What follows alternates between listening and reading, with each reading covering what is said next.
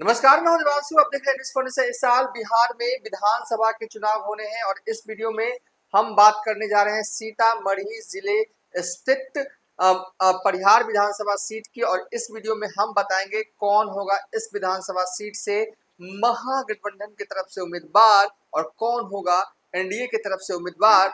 साथ ही इस विधानसभा सीट की पॉलिटिकल हिस्ट्री बताएंगे और जातीय समीकरण तो बताएंगे ही बताएंगे। तो चलिए रियल में वीडियो अब शुरू करते हैं। साल 2020 परिहार विधानसभा सीट पर क्या हुआ था, तो रिजल्ट वाला ग्राफिक्स देखते हैं। गायत्री देवी चुनाव लड़ रही थी उस वक्त, उन्हें वोट आया था 73,420। आरजेडी की तरफ से रितु जायसवाल उम्मीदवार थी, उन्हें वोट आया था 71,851। और आरएलएसपी कभी उपेंद्र कुशवाहा की पार्टी हुआ करती थी, मौजूदा वक्त में ये पार्टी वजूद में नहीं है। वो है, उनके उम्मीदवार थे मोहम्मद अमजद हुसैन अनवर, उन्हें वोट आया था 9,968। जीत का अंतर यानी कितने वोटों से जीती थी गायत्री देवी बीजेपी की उम्मीदवार, तो वो जीती थी 1569 यानी कि 1569 वोटों से जो है वो जीत हुई थी बीजेपी के उम्मीदवार की। और बहुत ही कम वोटों से यानी कि 1569 वोटों से रितु जायसवाल आरजेडी की उम्मीदवार साल 2020 में जो है वो चुनाव हार गई थी। परिहार विधानसभा सीट का जातीय समीकरण कहता क्या है? परिहार विधानसभा सीट का जातीय समीकरण कहता यह है कि इस सीट पर सबसे ज्यादा आबादी जो है वो मतदाता के रूप में मुसलमानों की है, यानी कि मुस्लिम की आबादी इस सीट पर तकरीबन 90 से 95,000 है। देखिए, जो हम जातीय समीकरण आपको बता रहे हैं, दिखा रहे हैं, चला रहे हैं, वो लमसम आंकड़ा है, मोटे तौर पर आंकड़ा है। लेकिन हाँ, आंकड़े जो है इसी के आसपास जो है वो फिट जो है वो बैठ रहा है। मुस्लिम की आबादी वोटर्स के रूप में 90 से 95,000 है। यादव समाज का वोट जो है वो 70 से 75,000 है। वैश्य समाज का वोट जो है वो 40 से 45,000 है। कुशवाहा समाज का वोट जो है वो करीब 20,000 है। पासवान समाज का वोट जो है वो तकरीबन 10,000 है। और अति पिछड़ा की आबादी वोटर्स के रूप में जो है वो 50,000 के आसपास जो है तकरीबन जो है।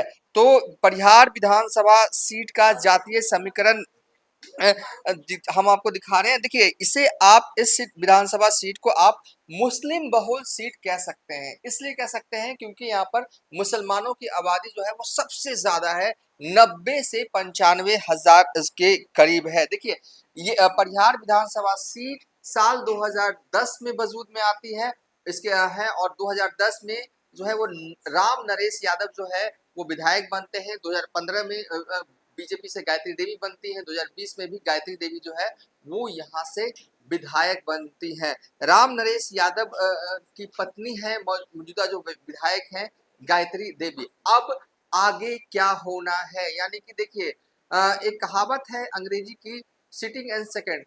पॉलिटिक्स में सिटिंग और सेकंड जो है वो चलता है। और खासकर देश में कहीं भी चुनाव हो तो सिटिंग और सेकंड का कॉन्सेप्ट चलता है, यानी कि जो सिटिंग विधायक है उसका टिकट जो है वो कंफर्म होता है, ज्यादा संभावना होती है। और जो सेकंड यानी कि जो बीते चुनाव में जो सेकंड नंबर पर रहता है उसका भी कंफर्मेशन, टिकट का कंफर्मेशन कंफर्म होने की संभावना जो है वो ज्यादा रहती है।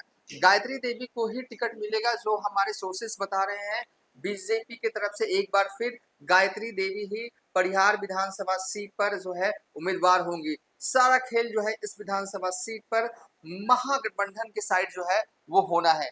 क्या होगा महागठबंधन के साइड, ये आपको बताते हैं। देखिए, मुख्य रूप से कई वैसे तो दावेदार लोग कौन कौन दावेदार हैं पहले उनका नाम चला देते हैं। देखिए, शम्स शहनवाज है कांग्रेस की तरफ से, ये भी जो है अपनी जो है वो दावेदारी जो है वो कर रहे हैं। और जौहर समी जो है वो तेज तर्रार युवा मुस्लिम नेता है। चूंकि मुस्लिम बहुल ये इलाका है, यानी कि मतदाता की आबादी सबसे ज्यादा किसी की है तो वो मुसलमानों की है परिहार में। सो इस वजह से जो है वो गौहर समी जो है अपनी दावेदारी ठोक रहे हैं।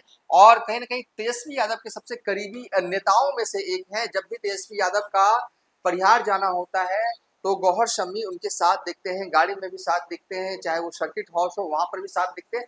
तेज तर्रार नेता है और तेजस्वी यादव की पसंद है। और ऐसे भी तेजस्वी यादव को हमने एक चीज देखा है, जब भी वो जिला में जाए कहीं भी जाए उनके आसपास युवा रहते हैं। युवा कार्यकर्ताओं को जो है ना, रहते तो बुजुर्ग कार्यकर्ता भी हैं, उनसे मिलने भेंट करने आते हैं, लेकिन युवा कार्यकर्ताओं को तेजस्वी थोड़ा ज्यादा पसंद करते हैं। मे बी जो है वो हम उम्र होते हैं, तो इसलिए बातचीत या संवाद जो है वो करने में बड़ा सुलभ या सहज होते होंगे, जो भी वजह रहते हो। लेकिन जौहर सम्मी की भी मजबूत दावेदारी परिहार विधानसभा सीट पर है। अब जो महत्वपूर्ण बात, बहुत इंपॉर्टेंट है, रितु जायसवाल जो कि साल 2020 में आरजेडी के टिकट पर चुनाव लड़ी थी, कभी सिंह वाहिनी पंचायत से मुखिया हुआ करती थी, वो भी इस बार दावेदारी कर रही है, क्षेत्र में घूम रही है।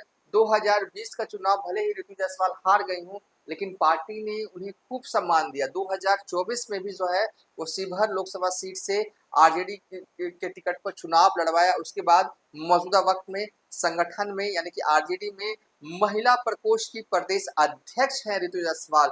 और हालांकि अभी भी जो है वो तैयारी कर रही है, सबकी अपनी दावेदारी है, उनकी भी दावेदारी है कि परिहार विधानसभा सीट पर और कौन दावेदार है इस विधानसभा सीट पर, तो सबसे इंपॉर्टेंट जानकारी दे रहे हैं आपको कि अस्मिता पूर्वे जो कि आरजेडी के कभी प्रदेश अध्यक्ष हुआ करते थे, रामचंद्र पूर्वे उनकी बहू है अस्मिता पूर्वे, वो इन दिनों डट गई हैं क्षेत्र में। और बीते महीने जो वैश्य सम्मेलन पटना में हुआ था ना, तो उस सम्मेलन में भी बढ़ चढ़कर इन्होंने हिस्सा लिया था। तेजस्वी यादव के साथ तस्वीर जो हम इस वक्त स्क्रीन पर चला रहे हैं, संगठन का काम और जो है वो खूब जो है कर रही है। और जब से पार्टी में जुड़ी है तब से लगातार क्षेत्र में ही बनी हुई है और संगठन से जुड़े हुए काम करती हैं।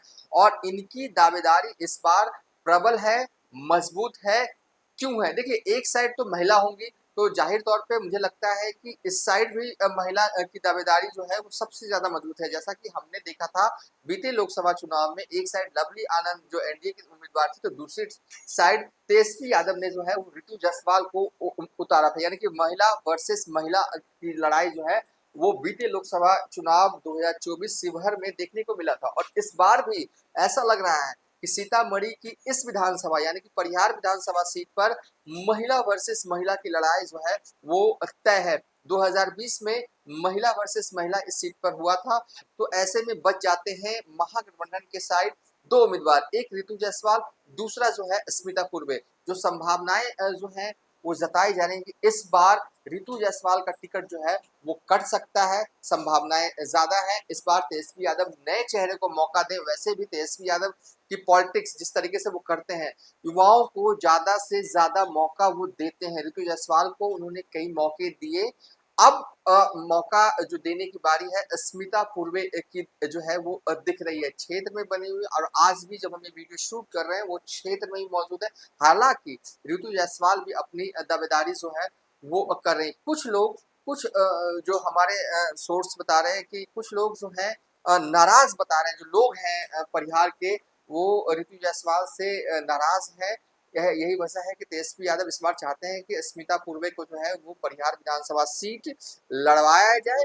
हालांकि बाद में जो है जब ये विधानसभा चुनाव हो जाएंगे, नतीजे आ जाएंगे, तो 2026 में एमएलसी की कई वैकेंसी बिहार में आने वाली, वैकेंसी नहीं कह सकते हम, कहते कई पद जो है वो खाली होने वाले हैं, तो बाद में पार्टी मौका देगी। पार्टी ने पहले भी रितु जायसवाल को कई मौके दिए हैं।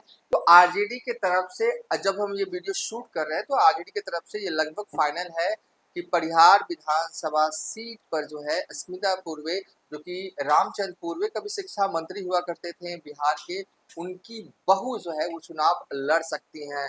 सक्रिय भी हैं, खूब सक्रिय हैं।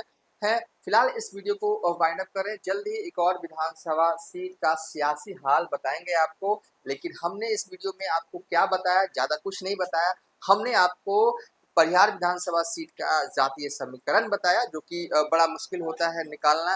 कई लोगों से बातचीत करनी पड़ती है, जिन लोगों को चुनाव लड़ना पड़ता है उनसे हम टेलीफोनिक बातचीत करते हैं, पूछते हैं कि आपके विधानसभा सीट में किस समाज से कितने वोटर्स हैं, वो बताते हैं। लेकिन जब हम 2-3-4 लोगों से बात करते हैं ना, तो बड़ा ये वेरिएबल जो है क्वेश्चन आता है, तो उन सबको मिलाकर एक जातीय समीकरण मोटे तौर पर जो है हम जो है वो बनाते हैं और दिखाते हैं। और ये आंकड़ा जो है वो लमसम आंकड़ा होता है। तो हमारे हिसाब से परिहार विधानसभा सीट पर बीजेपी की उम्मीदवार गायत्री देवी होंगी और आरजेडी की तरफ से प्रबल प्रबल प्रबल संभावना है कि अस्मिता पूर्वे जो है वो उम्मीदवार हो सकती हैं। रेस में रितु जायसवाल भी हैं, लेकिन इस बार तेजस्वी यादव थोड़ा गेम बड़ा जो है इस खेलना चाहते हैं। फिलहाल अब तक के लिए इतना ही। आप देखते रहिए न्यूज़ नेशन।